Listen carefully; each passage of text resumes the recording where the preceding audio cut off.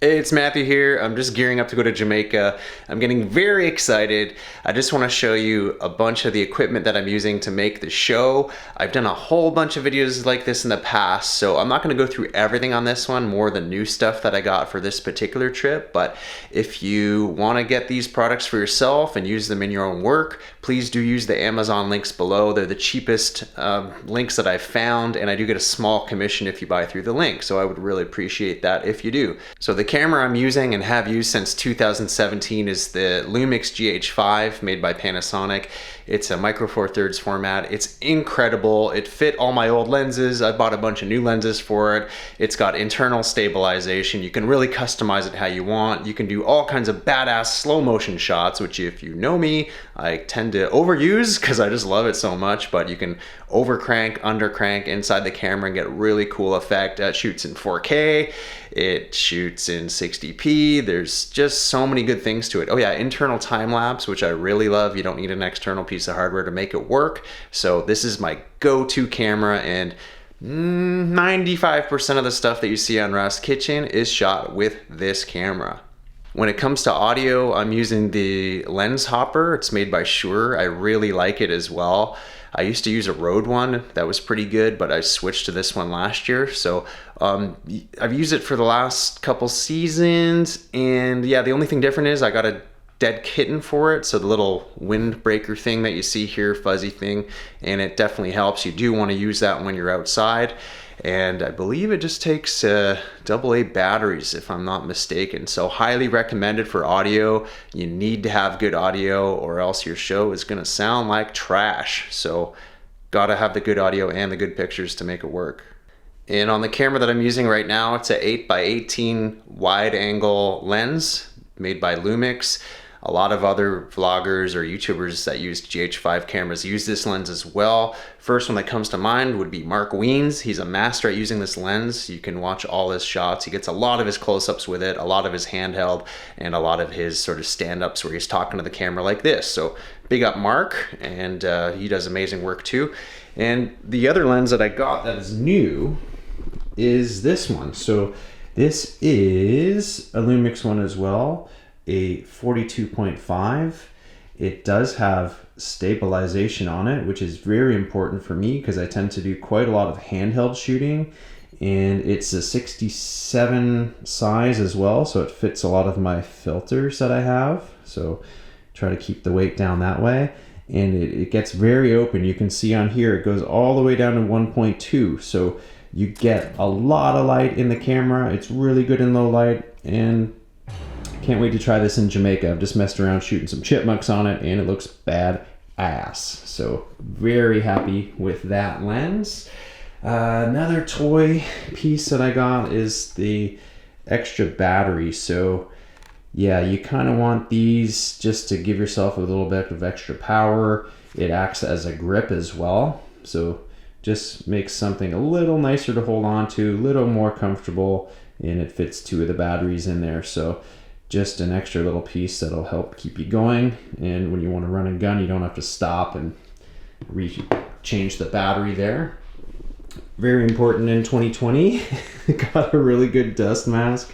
I'm not nervous about traveling at all, but obviously given the times, you want to keep as safe as you can. I do not want to catch anything on the plane, so I got a good mask off Amazon, and yeah, it's very comfortable, and it comes with filters replacement, so it's a little more intense than your other masks, but given the times, I don't want to deal with any fuckery, so wear a good mask.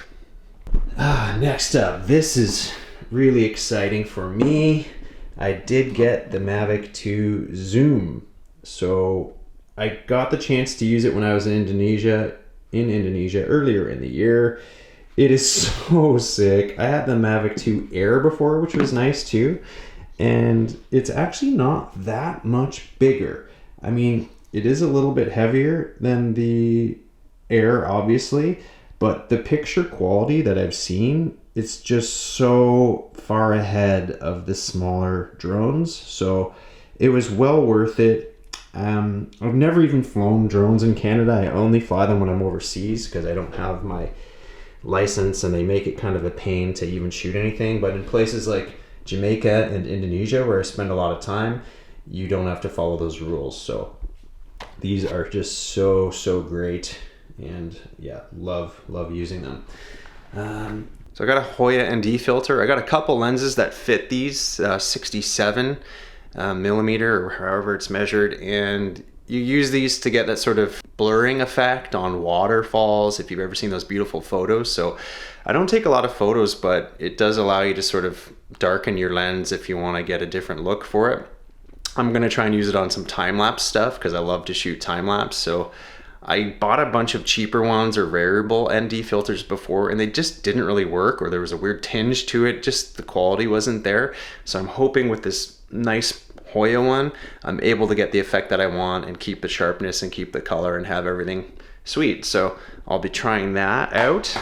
I did use this Joby tripod before, and I do really like it. I think this one is actually a little small. It sometimes doesn't keep its form for this camera, so I might have to upgrade to a bigger one, but I do like how you can just clamp it onto a tree or whatever, or a fence, and do a stand-up. It's got the little bubbles for, you know, getting your stabilization or your horizon line correct. It's very light and easy to travel with, so I definitely enjoy that one.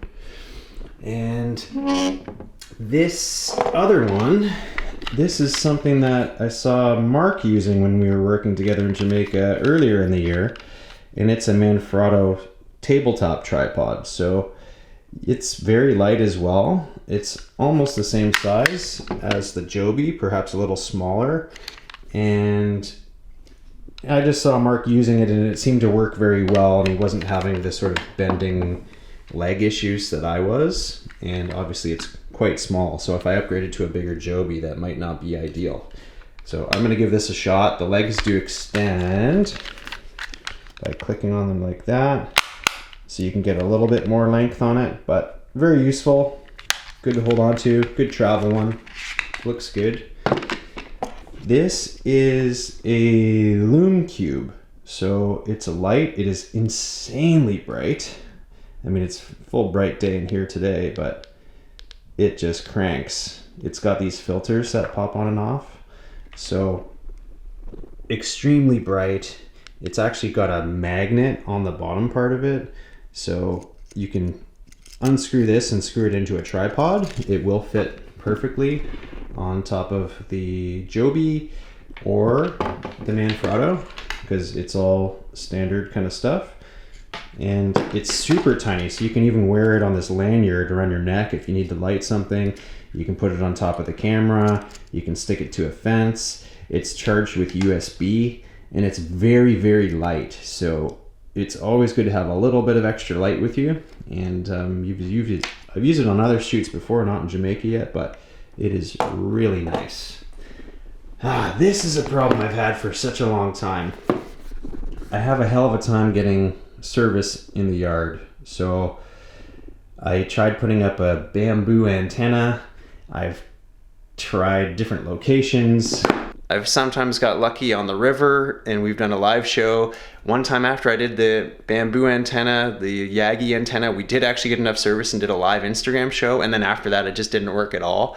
I can kind of get WhatsApp messages now, so I don't know. I can't get it working, and I got this portable Wi-Fi spot, GlocalMe or GlocalMe, however you say it, and I mean, it's a bit of a long shot, but I figure my iPhone doesn't tend to connect that well when I'm on the yard, so at least this will give me another form of connecting, and fingers crossed it'll just help me out a little bit. So it wasn't too expensive. It was maybe only 180 bucks. You do have to pay for the service, I believe, but I figured I gotta try something. It's just been so long, and you know, I want to keep connected with my friends and family, girlfriend, all that stuff too. And anything that's going to give me a little bit of assistance, okay, I'm willing to try it. So it has good reviews. Hopefully it works in Jamaica, but because the service there is kind of tough to begin with, I don't know for sure.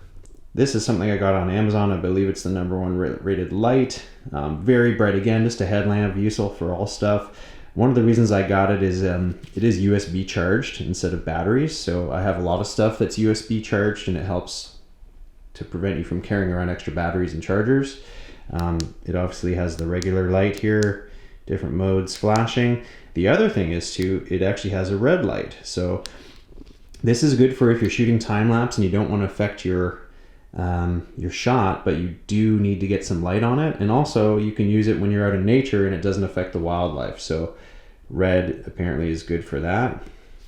And should be good. Very bright. Looks awesome. Pretty cheap too. Next up is, so iPhone. I'm just using the iPhone 11 and I've actually shot some full-on vlogs on it and it's great. I didn't think I would use it as much, but it's got the 3 different lenses. The portrait mode on the lens is really cool. You get some really great shots. I use it for Instagram a lot. It does have the slow motion capabilities. It does shoot in 4K, and I've done full-on vlogs on this phone. So if you need to shoot something casually, like when you're in an airport or something, or in a market and don't want to pull out a big camera and want to keep it chill, the iPhone is actually amazing for that. I mean, most phones are amazing for that nowadays, but especially having these 3 lenses I found really useful. And one cool thing is on the portrait mode, if you upload a photo to Facebook, you can actually turn it into a 3D photo and it gives a really cool effect on Facebook. So that was one of the things that made me get this higher end iPhone 11, even though I use the phone like so basic. I play a surf game on it. I use texting and WhatsApp and calling and email. And other than that, I don't really use a whole lot. But that portrait mode 3D thing on Facebook is really dope. So a couple new little things here. I had to escape Indonesia kind of and left a couple good surfboards and a bunch of tools there. And I left my Leatherman, but I went to sale the other day and they had these knives for $10. So you always got to have some kind of multi-tool. And these ones are looking good for the price. I mean, as long as it lasts more than one trip. And yeah, it should be pretty cool. It's got all the, you know, regular tools, knife, file, little saw, and screwdriver, just something good to have. And I always keep buying these junky plastic spoons, camping spoons. I love having one in the backpack, but got this sale one, and it's a spork, I guess. It's also got kind of a hex key, bottle opener, little clip so you don't lose it. You can use it like a screwdriver. It's got a Phillips head little section on there, if you can see that too. So it's not going to break on me. I'm sick of buying these plastic ones, and although it's a little heavier, you always want a spoon on you or a little fork. Very useful. This I believe I did use last time. I might have showed it to you, but I was humming and hawing on whether to buy a macro lens, and you know, they cost like $1,000 or more, and I was wondering, okay, well, how much am I actually going to use this? And then I saw these little attachments, and they're not even expensive, and you can just basically attach your existing lens to these and you get the effect of a macro lens. So you can get all kinds of great stuff, and I've shot a whole bunch of close-ups with it. It is very difficult to get the right focus, but if you shoot it in slow-mo, you can get some cool stuff. And yeah, it just attaches onto the Gh5 and whichever lens, and there's sort of 2 different ones on here. These split apart. I haven't even quite figured out what one works best in what situation, but give it a try. It's well worth it. I'll put the link below, and you get some really cool close-up stuff. Let's see here. I am looking for this one. Yes. I love GoPro. I've been using them since the very first one came out. I've probably owned about 12 of them. Not because they break, because I usually lose them or go swimming with them, but I used this on the last shoot. I use it for some vlogs. Very convenient little tripod there. And the thing that's new is they call it the Media Mod attachment. So it's got the speaker or microphone right there, and it's also got kind of a speaker facing the camera person too, so it's great for vlogging. It's got a couple inputs, as you can see, and it does have the hot shoe on the top, so you can stick a light, you can stick a different kind of microphone. It just gives you some more options. And yeah, I love GoPro so much. I just got to make sure I take this off before you go swimming, because it's not built for the water, just the cameras itself. So I'm gonna give that a try. I haven't even really tried that yet. Next up is this Neewer thing. So this is just a time-lapse device. You put your camera in the top there, you set the timer and the angle that you want it to go, and it's gonna just kind of rotate around slowly and give you a cool effect on your time-lapse shots. So I've been shooting time lapses for years and years. I just have fun with it, and I haven't really stepped up my game, like using a dolly or timed track or that kind of thing. And I didn't want to carry around a big other piece of equipment, but this was pretty cheap, and it's going to give you a cool sort of rotating effect on your time lapse. So I thought, okay, that's a great way to step up the time lapse game, not spend a lot of money, and not have to carry a lot of stuff. So I haven't tried it yet, but I'm definitely going to try it in Jamaica. it also has this little controller on it too. I guess it just controls via the USB or wireless or Bluetooth, whatever it is, but you can set it all on here. So it looks like a pretty basic learning curve. As you can see, it's really small and relatively light also. Next up is this GoPro Float. You gotta have a floaty. I've lost way too many of these, as I've already said. So this is the way to go. You gotta have a backup on your GoPro. Do not let them float away like I have in the past. It's taken me many iterations to learn that, but yeah, get one of these. Amazon, super cheap, well worth it. Next, I'm using these hard drives.